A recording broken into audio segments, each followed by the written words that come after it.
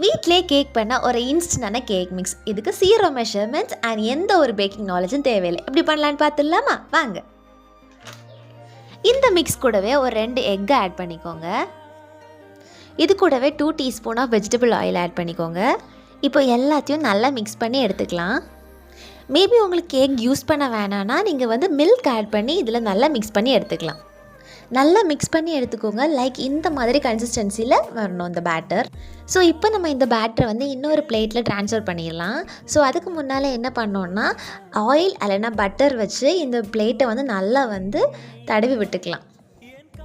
இப்போ இந்த பேட்டரை அந்த பிளேட்டில் ட்ரான்ஸ்ஃபர் பண்ணி எடுத்துக்கலாம். பண்ணிவிட்டு இந்த மாதிரி டப் பண்ணி எடுத்துக்கோங்க. நெக்ஸ்ட் ஸ்டெப் என்னென்னா இந்த மாதிரி இட்லி பாத்திரம் இல்லைனா குக்கர் எடுத்துக்கோங்க. இதை நம்ம ப்ரீ ஹீட் பண்ண போகிறோம். இதில் இப்போ ஒரு 2.5 கப் தண்ணி விட்டு நல்லா கொதிக்க விடுங்க. கொதிச்ச அப்புறமா இதில் ஒரு ஸ்டாண்ட் வச்சுக்கோங்க. ஸ்டாண்ட் வச்ச அப்புறமா அதை நம்ம மிக்ஸ் பண்ணி வச்சுருக்க பேட்டரை இதில் வைக்க போகிறோம். அவ்வளோதான். இப்போ இதை நம்ம 20 to 25 மினிட்ஸ் நல்லா மீடியம் ஃப்ளேமில் வச்சு பேக் பண்ணி எடுத்துக்க போகிறோம். டடா, நம்ம கேக் ரெடி. கேக் குக் ஆயிடுச்சான்னு பார்க்குறதுக்கு இந்த மாதிரி நைஃபில் டூத் பீக் வச்சு குத்தி பாருங்கள். அந்த நைஃபில் இந்த மாவு எதுவுமே வரல, ஸ்டிக்கியாக இல்லைன்னா கேக் குக் ஆயிடுச்சுன்னு. கேக் வெளியே எடுத்த அப்புறமா உடனே அந்த பிளேட்லேருந்து எடுக்காமல் அந்த சூடெல்லாம் போன அப்புறம் தான் அதுலேருந்து எடுக்கணும். அந்த பிளேட்லேருந்து கேக்கை வெளியே எடுக்கணும். Wow, literally this is awesome. ரொம்ப சாஃப்டாக இருக்குது. நீங்களே பாருங்கள், அவ்வளோ சாஃப்டாக வந்திருக்கு. பார்க்கவே ரொம்ப சூப்பராக இருக்குது. அப்படியே ஷாப்பில் வாங்குற மாதிரி இருக்குது. Literally this is very nice. உங்கள் லவ்டு ஒனுக்கு உங்கள் கையாலே நீங்கள் கேக் பண்ணி கொடுக்கணும்னு நினச்சிங்கன்னா இந்த மிக்ஸ் வாங்கி ட்ரை பண்ணி பாருங்கள்.